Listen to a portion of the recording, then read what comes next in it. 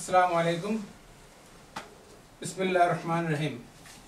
ABI এর নির্বাচিত committee এবং প্রেসিডেন্টের সাংবিধানিক কার্যক্রমের সাথে আয়ারল্যান্ড আওয়ামী লীগ যে অসহযোগিতা এবং শত্রুতামূলক কর্মকাণ্ড করে আসছে, আমরা তার তীব্র প্রতিবাদ ও নিন্দা জানাচ্ছি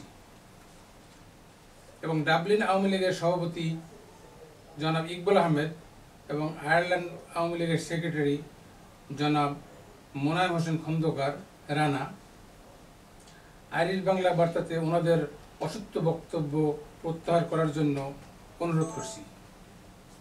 ভবিষ্যতে এ ধরনের অসত্য বক্তব্য প্রদানের মাধ্যমে কমিউনিটিতে বিভাজন ও বিশৃঙ্খলা তৈরির অপচেষ্টা করা থেকে বিরত থাকার জোর দাবি জানাচ্ছি।